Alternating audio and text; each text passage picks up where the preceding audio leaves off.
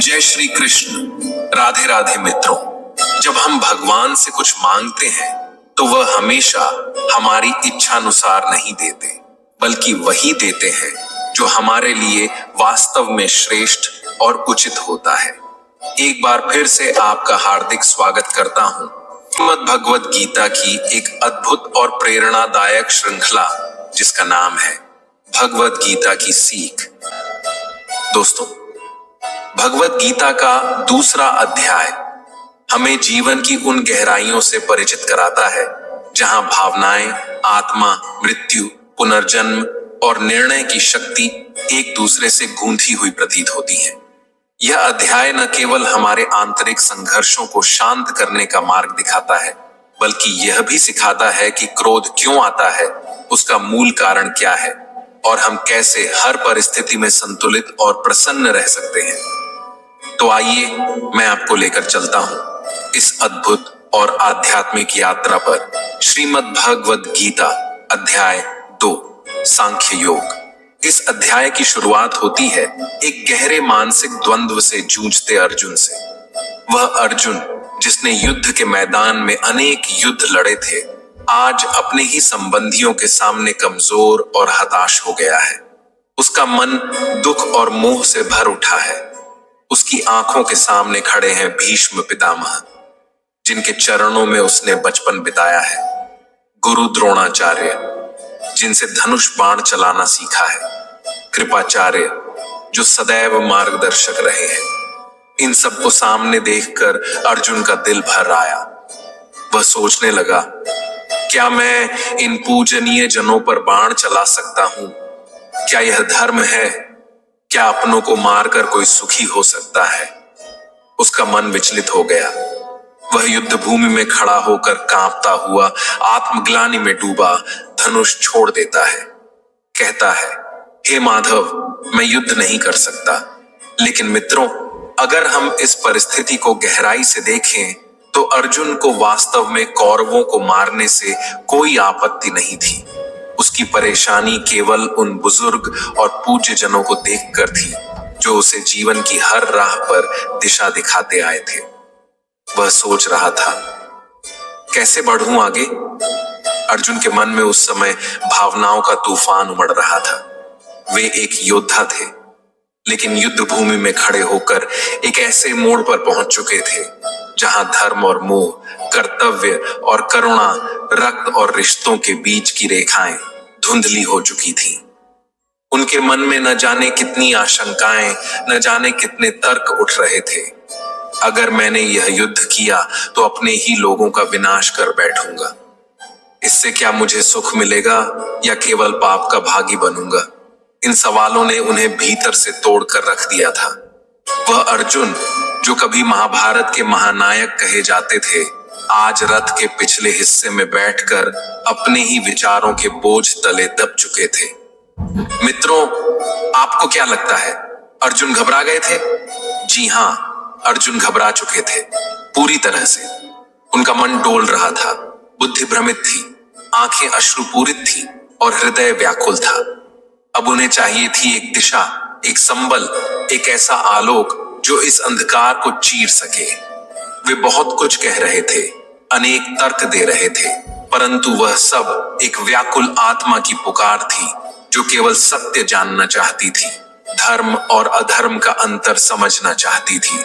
लेकिन अब तक भगवान श्री कृष्ण ने मौन धारण किया था। वे एक भी शब्द नहीं बोले थे। उन्होंने अर्जुन को उसकी पूरी वेदना, उसकी सारी दुविधाएं व्यक्त करने दी, क्योंकि वे जानते थे जब तक मन का बोझ बाहर नहीं निकलेगा तब तक ज्ञान का दीप जलाना कठिन है।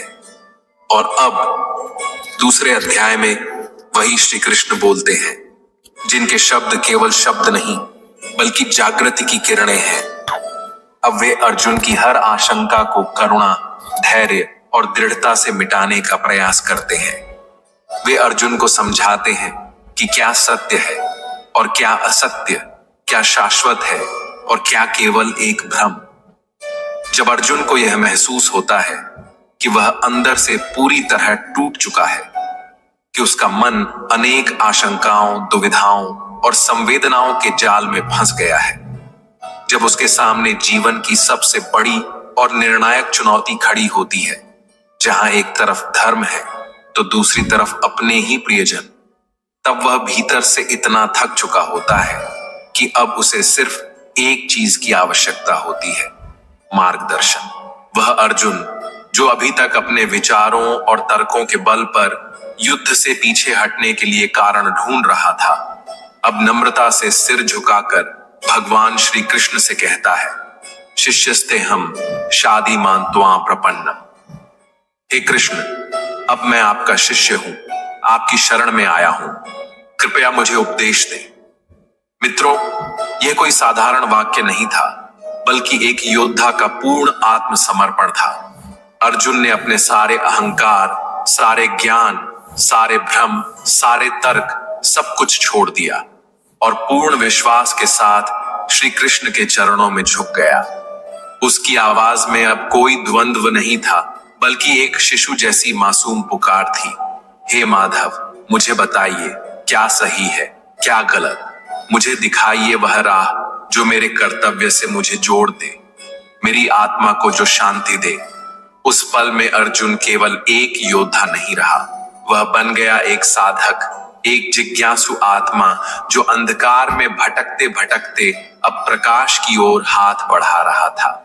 यह वाक्य शिष्यस्ते हम शादीमाम त्वां प्रपन्नम केवल अर्जुन की विनती नहीं थी, बल्कि हम सभी की ओर से कही गई एक सार्वभौमिक पुकार है। जब जीवन हमें ऐसे मोड़ पर लाकर खड़ा कर देता है जहां न कोई राह दिखती है, न कोई सहारा, और तब केवल भगवान ही मार्गदर्शक बनते हैं, जैसे उस दिन श्री कृष्ण अर्जुन के बने थे। मित्रों, भगवद गीता का यह क्षण अत्यंत गहरा और भावनाओं से भरा हुआ है। यह केवल एक संवाद नहीं, बल्कि आत्मा की पुकार है, एक टूटे हुए योद्धा की, जो अब अपने अहंकार, अपने ज्ञान और अपने तर्कों को त्याग कर पूर्ण समर्पण के साथ भगवान के चरणों में झुक गया है। यह वह पवित्र क्षण है जब अर्जुन, जो श्री कृष्ण के न केवल परम मित्र बल्कि चचेरे भाई भी हैं, अब उन्हें केवल सखा नहीं बल्कि अपना गुरु स्वीकार करते हैं। वर्षों की मित्रता, स्नेह और साथ अब एक गुरु शिष्य के पवित्र संबंध में परिवर्तित हो जाती है। अर्जुन अपनी आत्मिक पीड़ा और मानसिक भ्रम को स्वीकार करता है। वह कहता है, हे कृष्ण, मुझ पर कार्पण्य दोष अर्थात कायरता और दुर्बलता हावी हो गई है। मेरा हृदय कर्तव्य से पीछे हट रहा है और मेरा आचरण अब एक वीर योद्धा का नहीं, बल्कि एक भ्रमित और डरे हुए व्यक्ति का हो गया है। यह स्वीकार करना किसी भी योद्धा के लिए आसान नहीं होता, पर अर्जुन वास्तव में एक सच्चा साधक बन चुका था। जब आत्मा थक जाती है, जब बुद्धि काम करना बंद कर देती है और जब मन द्वंद्वों से घिर जाता है, तब जो अपने अहंकार को त्याग कर गुरु के सामने नतमस्तक होता है, वही जीवन की सच्ची राह पर आगे बढ़ता है। इसीलिए अर्जुन विनम्रता और पीड़ा से भरकर भगवान श्री कृष्ण से प्रार्थना करता है, हे माधव, मुझे धर्म के मार्ग पर चलने की प्रेरणा दीजिए। मुझे बताइए कि मेरा कर्तव्य क्या है। मुझे इस अंधकार से बाहर निकालिए।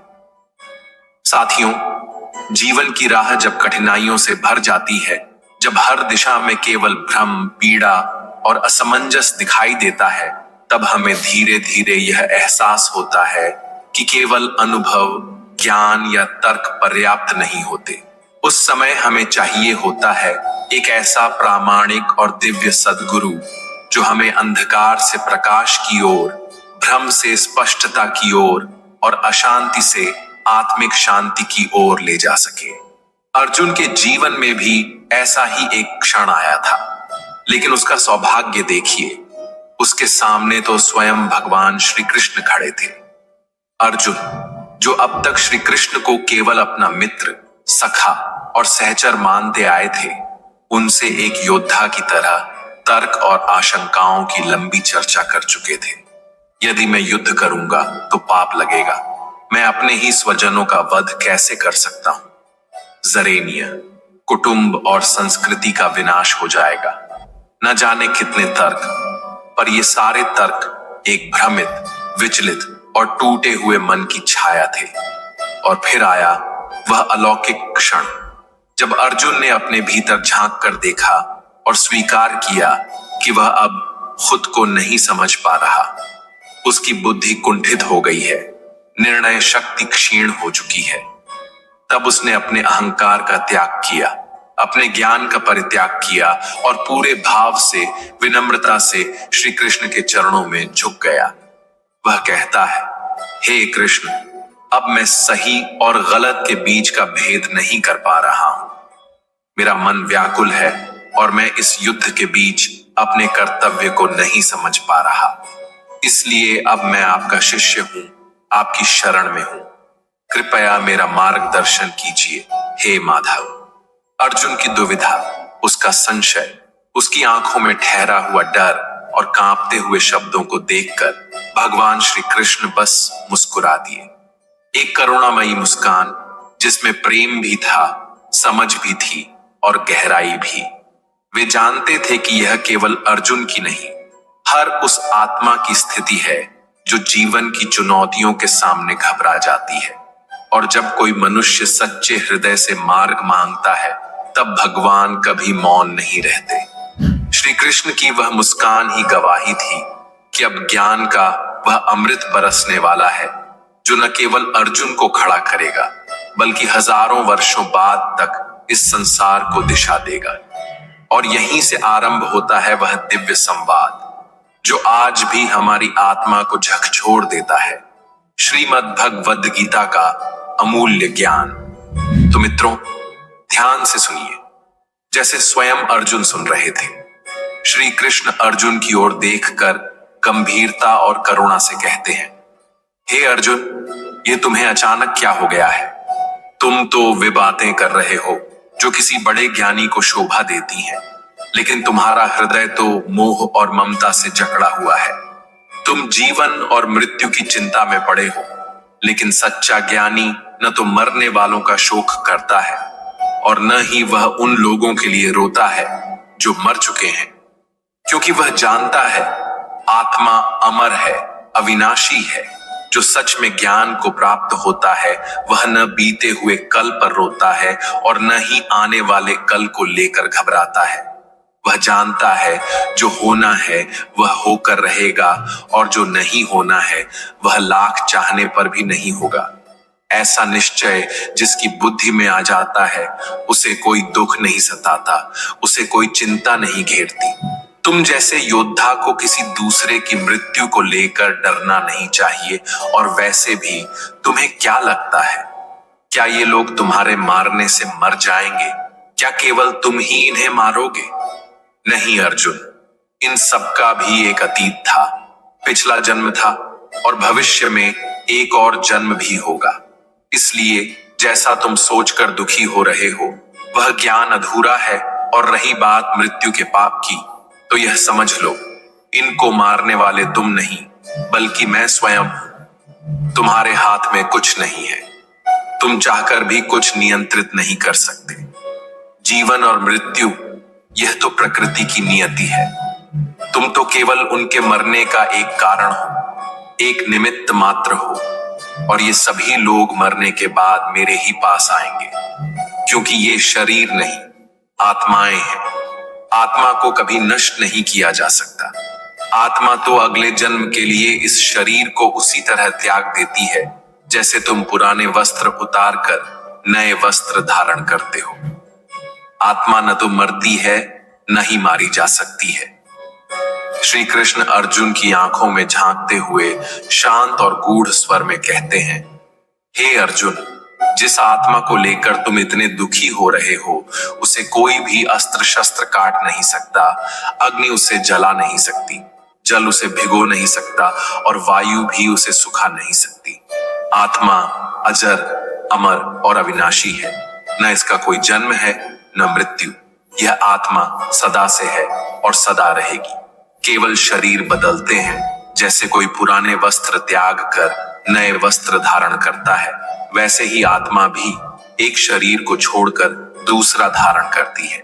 यही प्रकृति का सनातन चक्र है, जन्म और मृत्यु का एक सतत प्रवाह जो कभी रुकता नहीं। श्री कृष्ण आगे कहते हैं, हे अर्जुन, यह मत सोचो कि तुम किसी को मार रहे हो। जिसे तुम मृत्यु समझ रहे हो वह केवल देह का अंत है, आत्मा का नहीं। और याद रखो, जीवन देने वाला भी मैं हूं और प्राण हरने वाला भी मैं ही हूं। इस समूची सृष्टि में कुछ भी मेरी इच्छा और व्यवस्था के बिना नहीं होता। अब तुम ही बताओ, क्या तुम किसी मृत व्यक्ति को जीवित कर सकते हो? यदि नहीं, तो फिर तुम किसी जीवित को भी मार नहीं सकते, क्योंकि जीवन और मृत्यु दोनों ही मेरे ही अधीन है। श्री कृष्ण की वाणी गंभीर होती चली जाती है। तुम जिनके सामने खड़े हो, भीष्म, द्रोण, कर्ण, इन सभी की मृत्यु मैंने पहले ही तय कर दी है। उनकी जीवन लीला का अंत मैं लिख चुका हूं और इस कार्य को पूरा करने का माध्यम मैंने तुम्हें चुना है।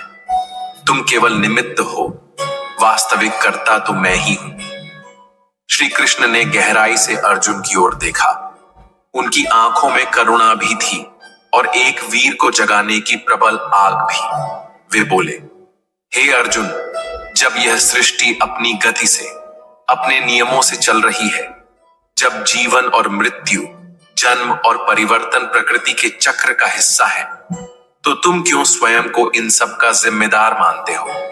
तुम केवल निमित्त हो, इस ईश्वरीय योजना का एक माध्यम मात्र। हे पार्थ, तुम एक क्षत्रिय हो। तुम्हारा धर्म, तुम्हारा कर्म ही धर्म युद्ध करना है। यह युद्ध केवल एक संघर्ष नहीं, यह धर्म की रक्षा का अवसर है। और वह क्षत्रिय जो जीवन में ऐसा अवसर पाता है, वह केवल सौभाग्यशाली नहीं बल्कि धन्य होता है।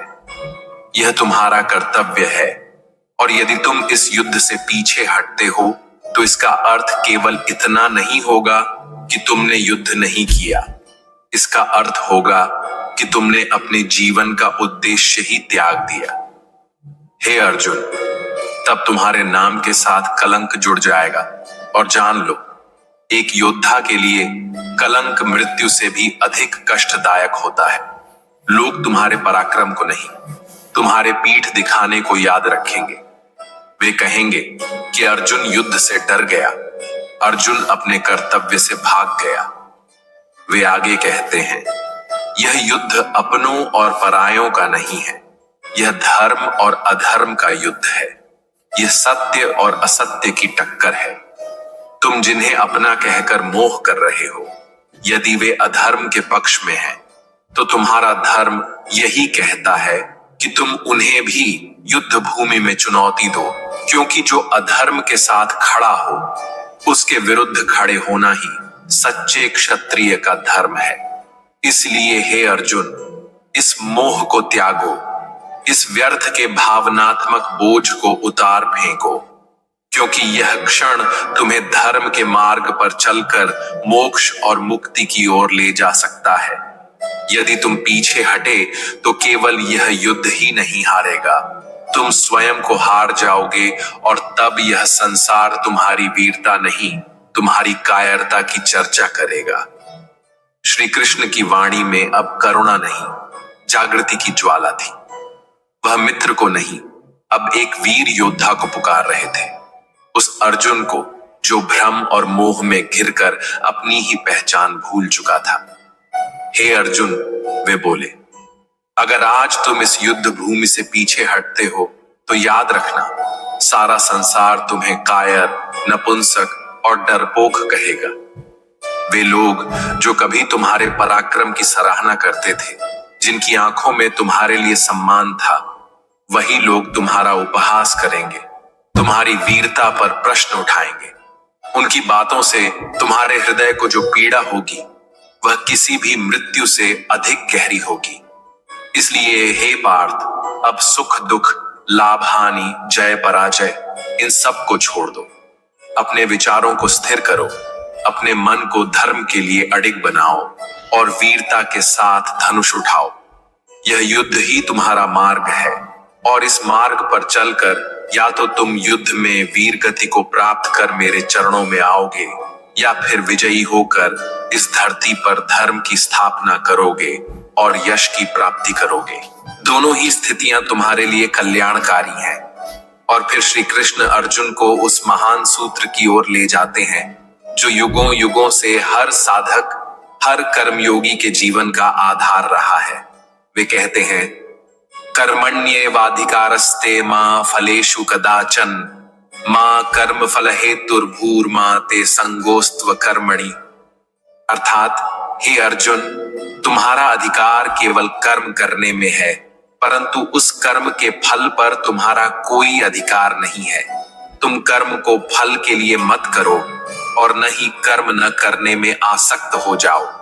तुम कर्म करने से पहले ही उसके परिणामों को लेकर डर रहे हो, घबरा रहे हो, लेकिन यह मत भूलो, फल देने वाला मैं हूं। तुम्हारा कर्तव्य है केवल कर्म करना, निष्काम भाव से, बिना मोह, बिना आशा, बिना भय के। और जब तुम ऐसा करोगे तब मैं स्वयं तुम्हारे हर कर्म को धर्म में बदल दूंगा। तुम अपना काम करो अर्जुन, मैं अपना कार्य कभी नहीं टालता। तुम्हारा एक एक कदम यदि वह धर्म के लिए है तो मैं उसे स्वयं सवार दूंगा। श्री कृष्ण की गूढ़ और गहन बातों को सुनकर अर्जुन का मन कुछ क्षणों के लिए शांत हुआ, लेकिन भीतर अब भी एक हलचल बाकी थी। एक प्रश्न जो उसकी आत्मा को कचोट रहा था। वह श्री कृष्ण की ओर देखा। उसकी आंखों में अब डर या मोह नहीं था, बल्कि जिज्ञासा और सीखने की विनम्रता थी। धीरे से, थोड़ा संकोच और बहुत सारी आशा के साथ अर्जुन ने पूछा, हे माधव, आपने कहा कि मैं अपने विचारों को स्थिर रखूं, अपने मन और भावनाओं को नियंत्रण में लाऊं, पर बताइए यह मैं कैसे करूं? श्री कृष्ण ने अर्जुन के भीतर उठते इस सुंदर और गहरे प्रश्न को अत्यंत प्रेम और गंभीरता से सुना। उनके चेहरे पर एक सौम्य मुस्कान थी, जैसे एक सच्चा गुरु अपने जिज्ञासु शिष्य की अंतरात्मा को पढ़ रहा हो। फिर वे मधुर लेकिन दृढ़ स्वर में बोले, हे अर्जुन, जो व्यक्ति अपने मन की समस्त इच्छाओं को त्याग देता है, जो अपने कर्मों के फलों को लेकर न कोई अपेक्षा करता है और न ही चिंता करता है, वही व्यक्ति स्थिर बुद्धि कहलाता है। वह अपने भीतर इस प्रकार संतुलन स्थापित कर लेता है कि परिस्थितियां चाहे जैसी भी हो, वह न उनसे विचलित होता है, न ही उन्हें अपने ऊपर हावी होने देता है। श्री कृष्ण आगे समझाते हैं कि ऐसा व्यक्ति जब जीवन में कुछ बुरा घटता है तो उसमें डूबकर टूटता नहीं है, और जब कोई अच्छा फल प्राप्त होता है तो वह उन्मादित होकर उड़ता भी नहीं। वह भीतर से संपर रहता है, शांत, स्थिर और पूर्ण। जिसने भय, मोह और क्रोध को अपने मन से बाहर निकाल फेंका है, जो शुभ और अशुभ, लाभ और हानि, सम्मान और अपमान जैसे द्वंद्वों से ऊपर उठ चुका है, जो अपनी इच्छाओं को वश में कर चुका है, वही वास्तव में स्थिर बुद्धि कहलाने योग्य होता है। श्री कृष्ण अर्जुन को अत्यंत कोमलता और गहराई से समझाते हैं, हे पार्थ, जिस प्रकार एक कछुआ अपने अंगों को समेटकर स्वयं में स्थित हो जाता है, उसी प्रकार वह व्यक्ति जो अपनी इंद्रियों और इच्छाओं को नियंत्रण में रखता है, उसकी बुद्धि स्थिर और अचल हो जाती है। वह बाहरी आकर्षणों में उलझने के बजाय अपने भीतर के प्रकाश में स्थित होता है। श्री कृष्ण फिर अर्जुन को बड़ी संवेदनशीलता से बताते हैं कि जब कोई व्यक्ति बार बार किसी इच्छा के बारे में सोचता है तो वह उसे प्रिय लगने लगती है, और जैसे जैसे वह इच्छा गहराती है, मन उसे प्राप्त करने के लिए लालायित हो उठता है। यही लालसा आगे चलकर व्यक्ति को बेचैन करती है, और यदि उस इच्छा की पूर्ति में कोई रुकावट आ जाए तो वह लालसा क्रोध में बदल जाती है। श्री कृष्ण कहते हैं, क्रोध वह अग्नि है जो सबसे पहले हमारे विवेक को जला देती है। जब मनुष्य क्रोध के वश में आ जाता है तो वह अपने कर्म, धर्म और मर्यादा सब कुछ भूल जाता है। उसका विवेक नष्ट हो जाता है और वह स्वयं अपनी स्थिति से नीचे गिर जाता है। इस गहराई में छिपा संदेश केवल अर्जुन के लिए नहीं था, यह उन सभी के लिए था जो इच्छाओं और भावनाओं के तूफान में बह जाते हैं और अपने भीतर की स्थिरता खो बैठते हैं। श्री कृष्ण आगे कहते हैं, परंतु जो व्यक्ति अपनी इच्छाओं को वश में कर लेता है, जो उनका सेवक नहीं बनता, वह भीतर से शुद्ध हो जाता है। जब उसके अंतर मन से द्वंद्व और अशांति मिट जाती है, तब उसका सारा दुख समाप्त हो जाता है, और जब वह दुखों के कारणों से मुक्त हो जाता है, तब उसकी बुद्धि स्थिर हो जाती है। वे अर्जुन को समझाते हुए कहते हैं, हे पार्थ, वह मनुष्य जो अपनी इच्छाओं और कामनाओं से मुक्त नहीं हो पाता, वह कभी भी शांति को नहीं प्राप्त कर सकता। और सोचो, जब भीतर शांति ही नहीं होगी तो वह जीवन में सच्चा सुख कैसे पाएगा। उसका मन सदैव भटका रहेगा, वह भीतर ही भीतर अशांत रहेगा, व्याकुल रहेगा। फिर श्री कृष्ण एक सुंदर उपमा देते हैं। ऐसा व्यक्ति उस नाव के समान होता है जो कभी इधर कभी उधर अपनी इच्छाओं की तेज हवाओं से इधर उधर बहती रहती है। उसके जीवन की कोई दिशा नहीं होती, कोई स्थिरता नहीं होती। वह हर समय अपने मन की लहरों में उलझा रहता है, कहीं कुछ पाने की लालसा, कहीं खो देने का डर, और इस द्वंद्व में वह स्वयं को खो देता है।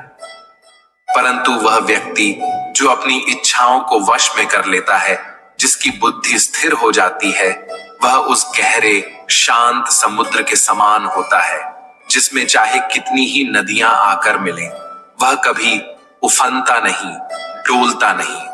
वह हर स्थिति में संतुलित रहता है, स्थिर रहता है। श्री कृष्ण अंत में कहते हैं, हे अर्जुन, ऐसा ही स्थिर बुद्धि प्राणी जो न कामनाओं में बहता है, न क्रोध में जलता है, वह मृत्यु के बाद मेरी ही शरण में आता है। वही मुझे प्राप्त करता है, वही मोक्ष को प्राप्त करता है। क्योंकि जब मन शांत होता है, तब आत्मा परमात्मा से मिलती है। मित्रों, जीवन की सबसे गहरी सच्चाइयों में से एक है मृत्यु। और शायद हम में से अधिकांश ने कभी ना कभी किसी प्रियजन को खोने का दर्द सहा है, और जो अब तक इस पीड़ा से नहीं गुजरे हैं, उन्हें भी यह समझना चाहिए कि एक न एक दिन जीवन में ऐसा क्षण अवश्य आएगा जब हम किसी बहुत अपने को खो देंगे या फिर स्वयं इस संसार को छोड़ देंगे। यह एक कठोर सच्चाई है, लेकिन इसमें उदासी में डूबने की आवश्यकता नहीं है, क्योंकि स्वयं भगवान श्री कृष्ण ने हमें यह दिव्य ज्ञान दिया है कि हम न तो अपने जन्म से पहले थे, न मृत्यु के बाद रहेंगे, परंतु फिर भी हम पूर्ण रूप से समाप्त नहीं होते। हम आत्मा रूप में इस ब्रह्मांड में सदा किसी न किसी रूप में विद्यमान रहते हैं। तो जब हमारी आत्मा अमर है, जब यह नष्ट नहीं होती, तो फिर मृत्यु से डरना कैसा। मृत्यु कोई अंत नहीं, बल्कि एक परिवर्तन है, एक द्वार है, या तो पुनर्जन्म का, या फिर उस परमात्मा में लीन हो जाने का जिससे हम उत्पन्न हुए हैं। और जब अंत में हम सब की आत्माएं उसी एक दिव्य स्रोत में लौट जाती हैं, तो फिर हमें इतना भावुक और भयभीत क्यों होना चाहिए। श्री कृष्ण कहते हैं, हम यह शरीर नहीं हैं, यह तो एक अस्थाई वस्त्र है जिसे आत्मा कुछ समय के लिए धारण करती है। हम आत्मा हैं, शुद्ध, शाश्वत, अमर, और वह आत्मा परमात्मा का ही अंश है।